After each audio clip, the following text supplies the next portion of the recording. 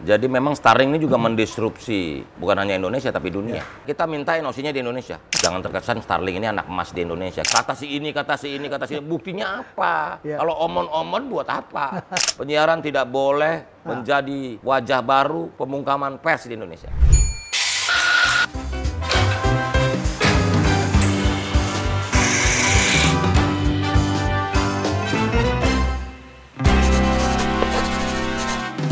Selamat datang di Cafe Berisi, Pak Budi Ari Setiadi. Wah, terima kasih ini. Anda sudah meluangkan waktu. Di tengah-tengah besok akan ketemu dengan Elon Musk. Betul ya? Betul. Ini adalah direkam pada saat Anda akan berangkat bertemu dengan Elon Musk di Bali besok. Ya. Baik, Pak Budi Ari, apa yang akan dibicarakan dengan Elon Musk? Ya, rencananya tanggal 19 Mei 2024 akan diresmikan pengoperasian Starlink di salah satu puskesmas di Kota Denpasar, Bali. Oh, dengan mengakses pada Starlink. Pakai Starlink. Ya, satelit yang orbit rendah ini ya? Iya. Leo ya. Low Earth Orbit. Ya. Di satu sisi ini adalah kabar gembira, artinya Elon Musk masuk ke Indonesia. Dan kemudian juga akses menjadi lebih cepat. Tapi di lain pihak juga mungkin ada yang begini juga. Ya. Terutama operator-operator lokal ini. Ya. Karena ini 200-300 Mbps dan speednya tinggi, harganya sekitar 700 ribuan. Iya. Sementara yang di lokal 50 Mbps bisa sekitar separuhnya harganya 200 ribuan kurang lebih begitu. Apa yang perlu kita waspadai terhadap hal ini? Jadi memang Starlink ini juga mendisrupsi industri telco bukan hanya Indonesia tapi dunia. Dunia, ya. Nah, yang didisrupsi apa dengan Starlink? Ini perusahaan tower provider, BTS. Oh, tower-towernya. Karena dengan satelit semuanya langsung. Kita ingin menciptakan lapangan permainan yang fair, termasuk beberapa isu-isu yang dimunculkan supaya jangan terkesan Starlink ini anak emas di Indonesia. Kita memperlakukan Starlink sama seperti pemain perusahaan telco lainnya, jadi nggak ada anak emas gitu loh. Nah, memang kalau soal murah, soal apapun, itu kan market mekanisme pasar kan.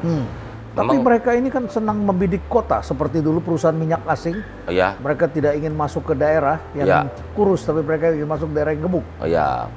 Tapi juga teknologi mereka sangat baik jika diterapkan di daerah-daerah itu.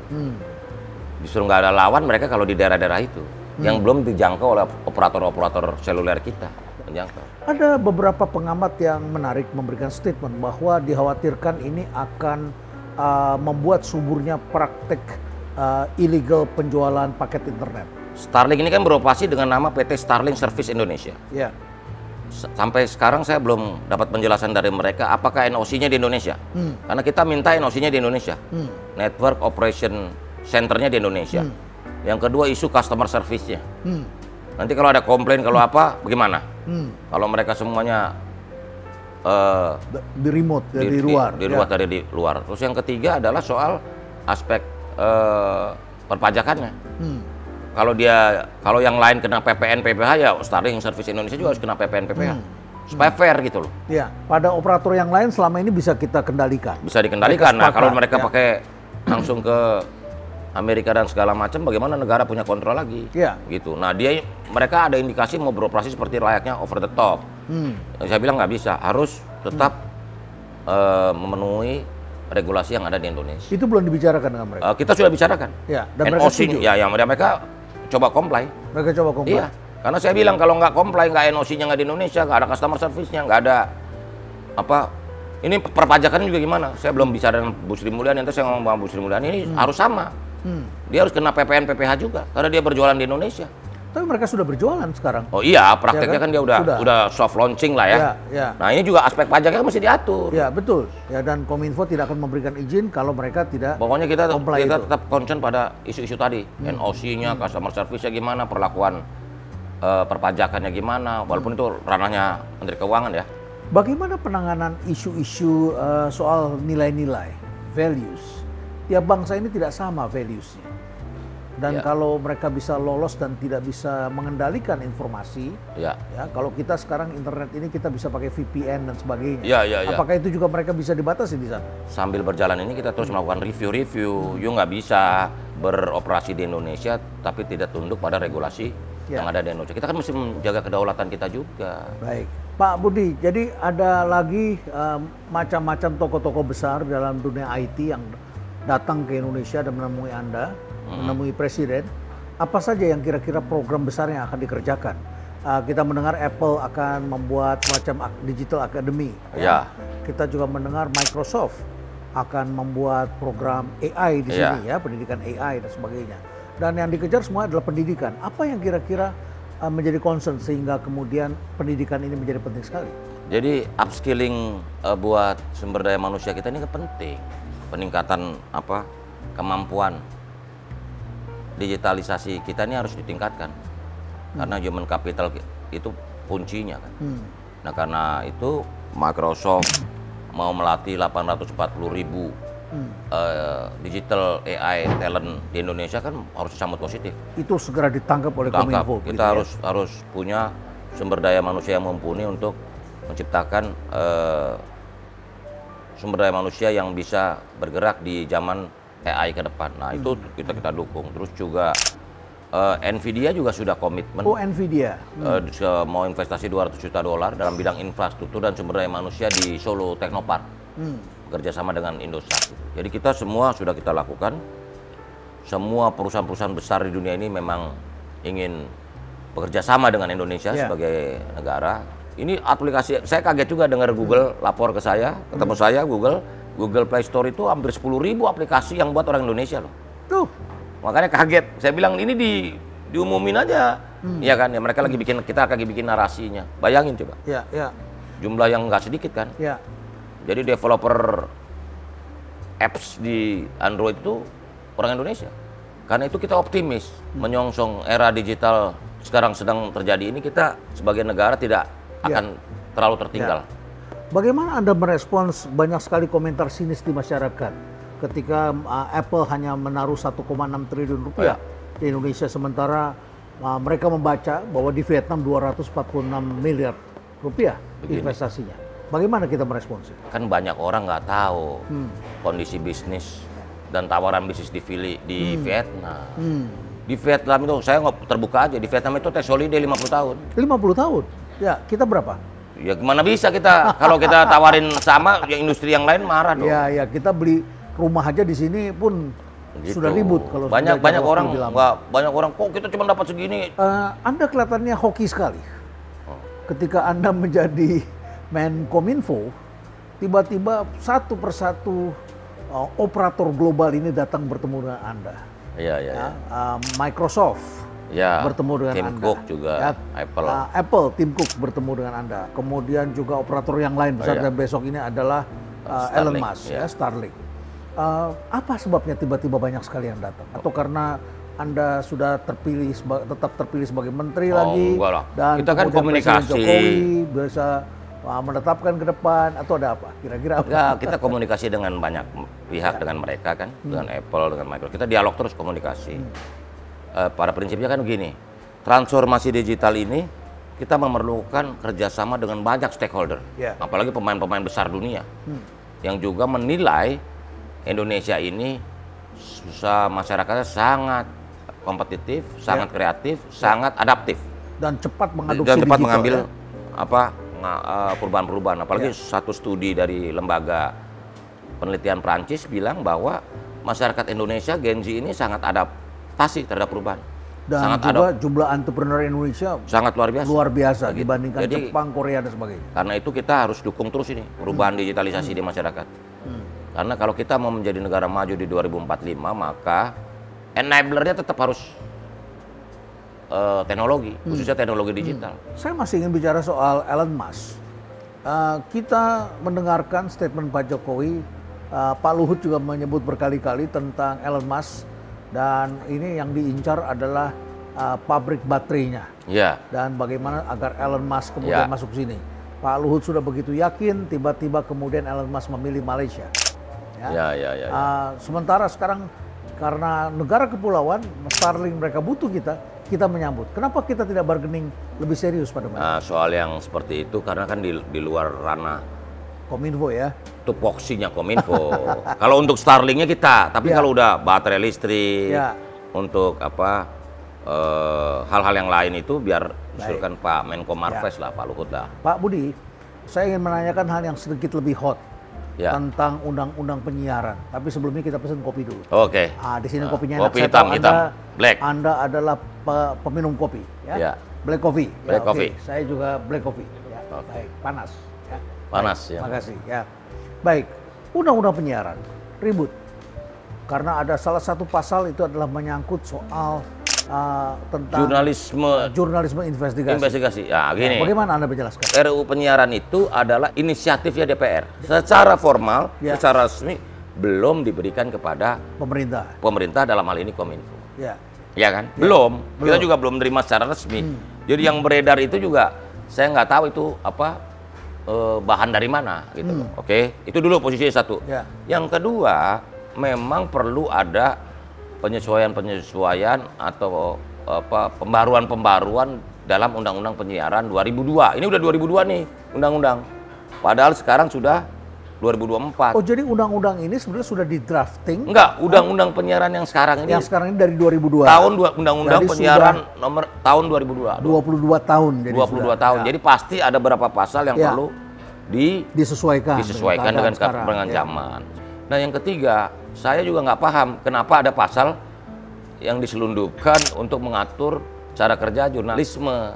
Kalau jurnalisme investigasi, bagus dong, karena concern kita jurnalisme itu harus kita wujudkan sebagai jurnalisme yang berkualitas. Nah, kalau berkualitas kan mesti investigasi. Harus investigasi. Gitu. Makanya Ilmuwan juga melakukan itu. Semua Ya. investigasi kan itu artinya Mencari research, kebenaran. Research, Ya, mencari kebenaran. iya, Ya. riset partisipatoris dan sebagainya. Ya. Yang ini yang juga perlu didukung dalam kerja-kerja jurnalisme gitu loh. Karena itu sebagai mantan wartawan saya agak kaget.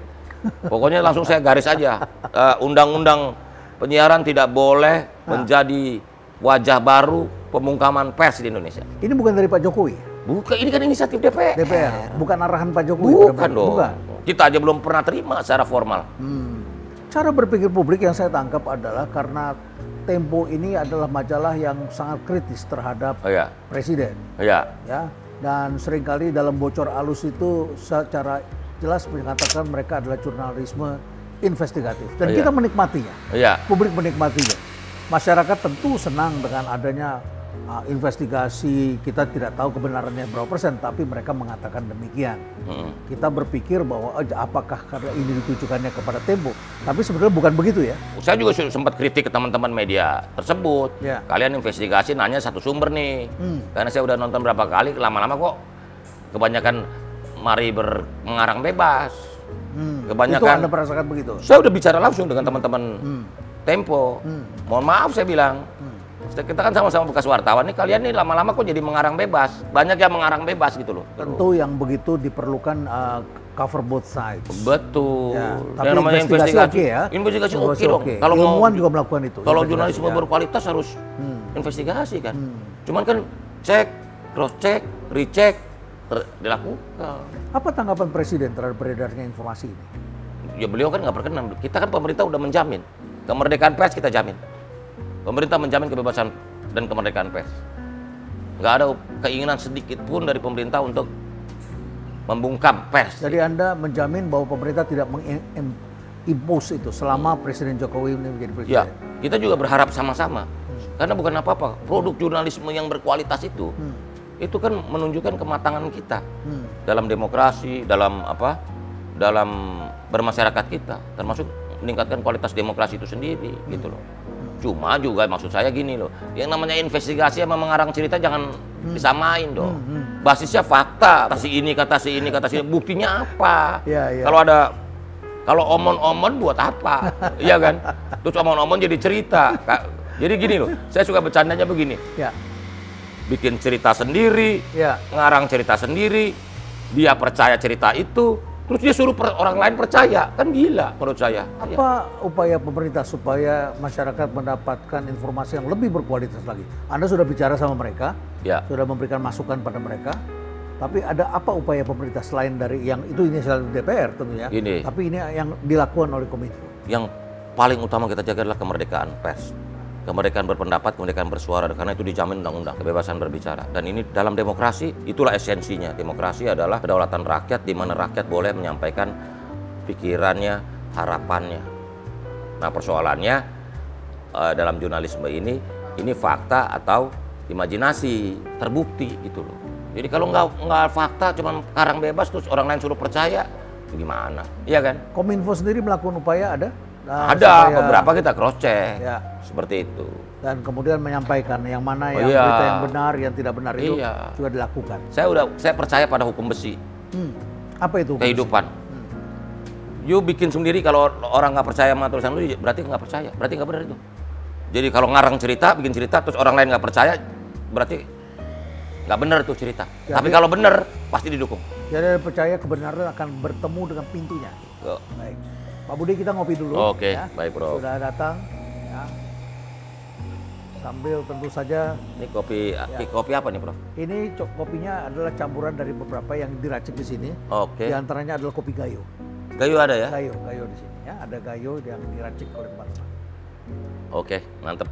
Kemudian juga pernah Anda mengatakan bahwa di Solo, Anda mengatakan bahwa Indonesia AI Nation. Iya. Ya, kemudian pengembangan AI di Kota Solo akan dikembangkan di sana, Indonesia AI Nation. Apa maksudnya? Ya, Solo Technopark itu kan warisan Pak Jokowi yang teruskan oleh Pak Gibran, dan kebetulan Nvidia dan Indosat mau membangun pusat AI Nation di Solo. Kita dukung itu. Ya. Gitu, untuk mewujudkan pusat-pusat inovasi di seluruh kota di Indonesia. Untuk mencapai itu tentu saja diperlukan digital talent yang cukup besar. Ya. Dan yang dikhawatirkan adalah aparat sipil negara ketinggalan. Sementara masyarakat Gen Z, anak-anak muda itu cepat sekali. Entrepreneur kita semua mengarah ke sana. Lalu kemudian ASN kita agak kedodoran mengikutinya. Apa yang harus dilakukan di kalangan pemerintah sendiri? Transformasi digital ini kan sektornya 3 nih. Ya. Pemerintahan digital, Ya. digital ekonomi, dan masyarakat digital. Ya. Jadi pemerintahan digital, ekonomi digital, Ya. masyarakat digital. Nah tentu ada pilar di bawahnya yang namanya infrastruktur digital. Oke. Nah tiga ini nggak bisa jalan masing-masing. Dia harus paralel. Nggak bisa pemerintahan digital jalan lebih dulu, terus ekonomi digital atau juga masyarakat digital. Ini harus paralel, semuanya maju. Nah karena itu digital talent gap ini jadi problem kita semua. Jangan sampai kemajuan ini tidak merata. Kedua, gapnya terlalu jauh. Seberapa besar sekarang ASN di Indonesia mengadopsi dunia digital, atau berapa persen kira-kira digital literasi di kalangan ASN? Ini survei terus terang baru dibuat tahun 2023. Ya. Angkanya agak menyedihkan sih. Jadi dari seluruh ASN di Indonesia ini baru 30% yang memiliki kemampuan digital. Jadi bukan digital, memiliki kemampuan dan keinginan untuk melakukan adaptasi. Oh, hanya 30%. Makanya kita harus genjot lagi. Kan motifnya macam-macam. Culture, budaya kerja, gitu, cara berpikir. Karena digitalisasi ini sebenarnya mindset. Bukannya sekedar hal-hal yang berbau teknologi, mindset berpikir kita. Mindset berpikir kita harus kita rubah. Misalnya apa? Yang kalau bisa cepat jangan dilambatin. Misalnya itu kan. Karena digitalisasi kan ini harus serba cepat. Ya. Dulu bikin KTP 1 bulan, sekarang 1 detik. Ya. Bikin KTP. Bikin apa-apa lebih cepat gitu. Nah, jadi yang utama itu adalah mindset dulu. Cara berpikir bahwa termasuk di aparatur sipil negara. Sesuatu yang bisa cepat jangan diperlama. Dulu kan ada ungkapan di ASN, kalau bisa lama ngapain dipercepat gitu. Itu kan sekali lagi tuh. Culture, mental, mindset. Masih banyak yang begitu. Ya, ini kan ternyata masih cukup banyak. Nah, ini harus ada terobosan reformasi birokrasi. Kembali ke AI. AI ini menjadi sangat penting sekali. Ya. Seperti apa sih bayangannya Pak Budi tentang AI ini ke depan? AI itu pilarnya 3. Ya. Substansinya. 1, safety. Ya. Kedua, etik. Dan yang ketiga, trustworthy. Itu fundamental yang harus dibangun. Itu fundamental AI itu. Ya. Jadi betul dia keselamatan gimana? Ya. Karena jangan sampai AI ini justru masalah baru. Karena itulah saya sudah mengeluarkan Permen Kominfo tentang etik AI. Kita termasuk maju dibanding banyak negara. Banyak negara ketemu saya mengapresiasi Permen Kominfo soal etik. Apa intinya etik AI itu? Ya artinya disclaimer misalnya. Kalau kamu produk AI, jelasin aja bahwa ini hasil AI. Gitu. Kayak muka, suara, apa. Karena semuanya bisa macam-macam kan. Deepfake gitu. Yes. Nah, yang ketiga itu trustworthy. Dapat dipercaya. Dapat dipercaya. Itu penting. Belum lama ini ada seorang anak yang stres, mengalami depresi karena handphonenya diambil oleh ibunya. Iya. Dan itu saya kira bukan hanya satu berita di satu tempat, tapi di banyak tempat. Dan kemudian ibunya menjual atau mengambil handphone anak itu. Dan menjadi ramai berita itu. Apa yang sebaiknya dilakukan oleh para keluarga sehingga bisa menjaga anak-anaknya tidak mengalami depresi? Ini suara depresi semakin hari semakin besar dengan adanya internet. Inilah tantangan kita di era internet dan era digital ini. Ya. Sebentar lagi, dalam waktu yang tidak terlalu lama, kita akan mengeluarkan satu regulasi karena kita sudah kaji. Kita akan mengeluarkan yang namanya Child Online Protection. Jadi perlindungan anak di ruang digital. Karena memang harus perlindungan anak ini menjadi isu yang penting di ruang digital. Walaupun dalam diskusi dan pertanyaan yang lebih memunculkan adalah bagaimana menjadi orang tua di era digital. Jadi bukan anaknya yang dididik juga, orang tuanya ini udah gagap juga. Iya betul. Tadi Prof bilang di Singapura orang 40 tahun udah mulai diajarin lagi. Karena bukan apa, anaknya udah lebih canggih nih. Ya. Sekarang di Singapura itu orang-orang di atas 40 tahun diberikan dana oleh pemerintah untuk agar kembali lagi belajar lagi karena mengadopsi teknologi digital. Ya. Jadi kalau bahasa ininya bagaimana menjadi orang tua yang baik di era digital.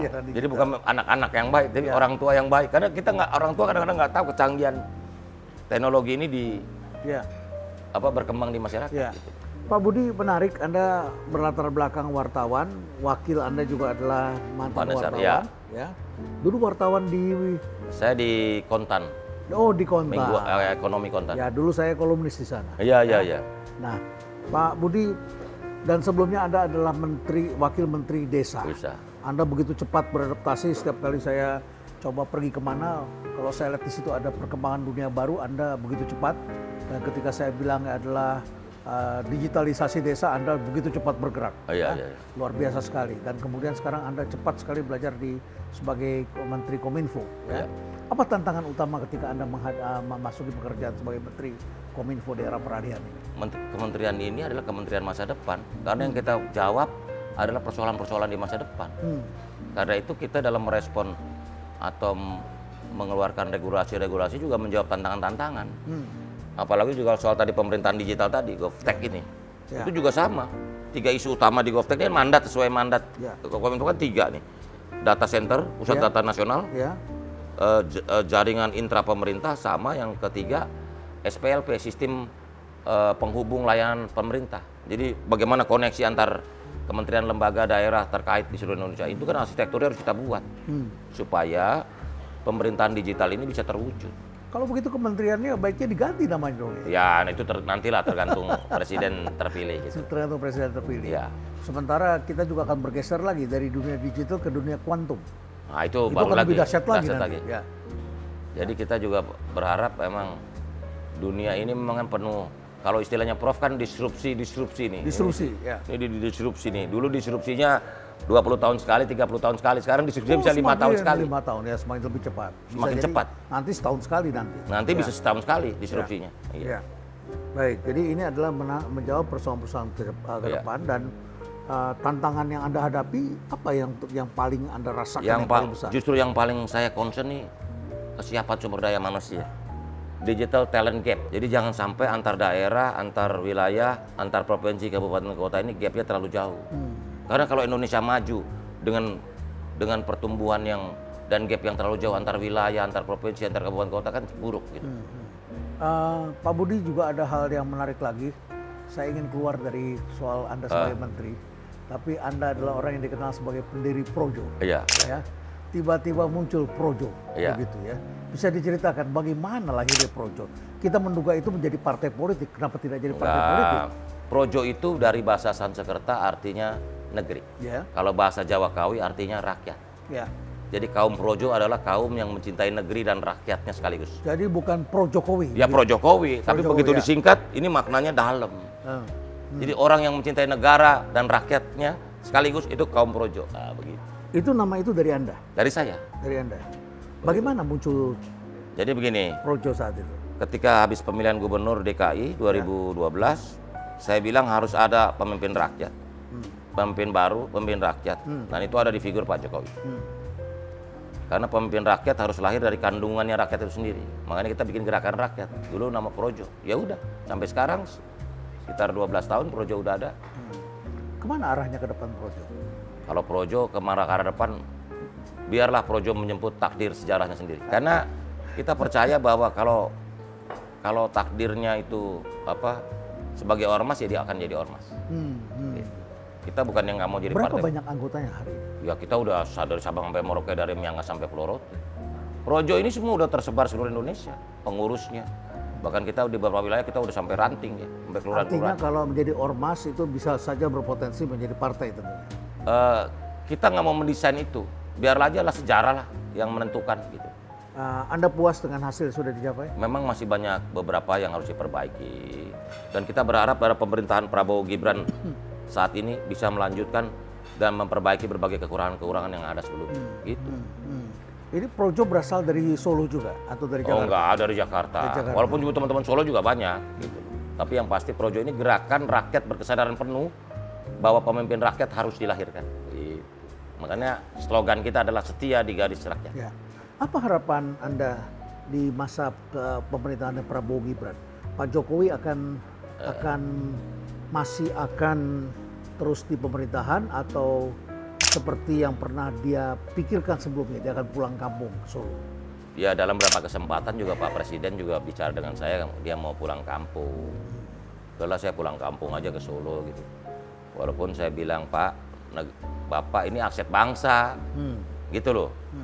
Bapak masih muda, aset Anda pernah bangsa. mengatakan itu, iya kan? terlalu muda untuk pensiun. Terlalu muda untuk pensiun, Bapak terlalu muda. Bapak aset bangsa, Bapak punya pemikiran, punya pengalaman. Orang boleh banyak punya pemikiran, tapi orang sedikit sekali yang punya pengalaman. Menjadi pengalaman jadi presiden 10 tahun itu kan ilmu yang mungkin profesor, dokter pelajarin susah kan. Karena pengalaman itu termasuk berbagai masalah. Bagaimana soal COVID, coba kalau nggak manajemen pemerintahan Pak Jokowi waktu itu solid, firm, kita mungkin nggak dipuji sebagai salah satu negara yang berhasil menangani COVID. Tahun ini ada 70 negara di dunia mengadakan pemilu. Salah satunya Inggris. Orang-orang Inggris saja nanya ke saya bagaimana resepnya. Berarti kan dunia begitu kagum. Mereka beranggapan Indonesia ini adalah sejuk, begitu ya. Berarti 2024 ini kan pemilu yang luar biasa damainya. Luar biasa sejuknya. Ada perbedaan tapi bisa disikapi dengan baik, gitu kan. Pak Budi, sebelum kami tutup, ada hal juga pertanyaan publik mengenai lelang 5G. Katanya tergantung lelang frekuensi 700 MHz. Iya. Dan mengapa baru akan dilakukan pada kuartal kedua tahun ini? Kita paham betul bahwa industri telco ini, khususnya seluler ini sedang berat-beratnya nih. Atau dalam kondisi dengan kata lain, tidak, tanda kutip, tidak baik-baik saja. Memang betul-betul kompetisinya gila. Lagi berat. Karena itu juga kita sudah membicarakan, kita lagi memikirkan juga berbagai insentif. Karena pelajaran dari India, Malaysia, dan beberapa negara tuh untuk 5G, itu negara kasih insentif. Tentu saja kita terus berdiskusi dengan Kementerian Keuangan dan lain-lain untuk supaya ini bisa comply secara akuntansinya gitu loh. Bahwa insentif ini diperlukan supaya industri ini sehat gitu loh. Bukannya soal diperlama enggak, karena ini memang perlu kehati-hatian. Perlu kehati-hatian. Ya. Jadi Anda mengatakan tidak sedang baik-baik saja. Industri telkonya nih, seluler nih, lagi berat. Tapi walaupun saya yakin pada waktunya dia akan konsolidasi. Dengan hadirnya Starlink akan lebih berat lagi. Begini, kompetisi itu diperlukan kan untuk supaya inovasi. Jadi jangan sampai adem, ternyata lupa berinovasi, lupa melakukan kerja-kerja kreatif untuk berkembang. Gitu. Hadirnya Starlink ini harus dimaknai untuk memecut kita jangan tidur, gitu loh. Kita harus berpositif dong, karena menghadang teknologi ini udah nggak bisa. Yang ada adalah bagaimana kehadiran pendatang baru, khususnya Starlink Service Indonesia ini sebagai alat sebagai sarana untuk memacu diri, lebih kreatif, lebih inovasi. Saya yakin teknologi ke depan makin berkembang kan, bahkan lebih murah. Apa sih yang Anda bayangkan dengan Starlink ini yang muncul, yang selain tadi adalah kompetisi begitu ya, akan ada layanan-layanan baru, market coverage-nya akan lebih besar begitu ya. Daerah-daerah yang remote itu jadi akan lebih mudah punya akses, walaupun bayarannya sekarang masih relatif lebih mahal, dan pihak tertentu yang bisa punya akses. Pemerintah barangkali bisa membayar untuk daerah-daerah terpencil dan sebagainya. Apa yang kira-kira terjadi dengan industri? Jadi industri telco khususnya seluler ini kan 3 isunya, Prof. Satu, coverage. Coverage. Kan penting. Kita ini negara besar nih. Coverage kita. Pulau ya. Kedua, quality. Ya. Kita, mohon maaf, kecepatan rata-rata internet kita ini masih agak tertinggal dibanding negara lain. Kita baru 25 Mbps. Ya. Walaupun itu senjang, yang di kota mungkin udah 100, udah 7, ya kan? Ya. Cuman di daerah lain masih rendah. Sehingga kalau dibagi, di average jatuhnya kita rendah. Dengan Singapura kalah lah. Ya pastilah, nggak usah. Kita nggak usah apple-apple. Ya? Negara kota beda. Di Singapura sama Jakarta. Ya. Ini ya. Yang terakhir yang penting akses stabilitas. Itu loh. Nah, 3 isu itu yang harus dijawab. Nah, hadirnya Starlink ini harus dimaknai untuk menjawab isu coverage gitu. Terima kasih Pak Budi Ari, luar biasa ya, kita mendengarkan beberapa hal bahwa masuknya operator-operator baru ini juga akan terus menciptakan hal baru, terutama dalam digitalisasi, AI, dan edukasi. Bagaimana ini edukasi akan lebih dipercepat, masyarakat kita akan lebih digital talent begitu ya, dan kemudian negara kita jangan hanya menjadi pasar saja, tapi juga kita harus jadi pemain juga. Jadi pemain, dan Indonesia adalah negara yang penduduk mudanya kreatif. Dan tentu saja kita harapkan mereka bisa berpartisipasi, bukan hanya menjadi konsumen, tapi juga pemain. Ini adalah partisipan, jadi menjadi pemain yang penting ya. Semoga apa yang diimpikan ini akan tercapai dan Projo akan menjemput takdirnya sendiri. Begitu ya. Terima kasih. Terima kasih, Prof. Dan stay relevant.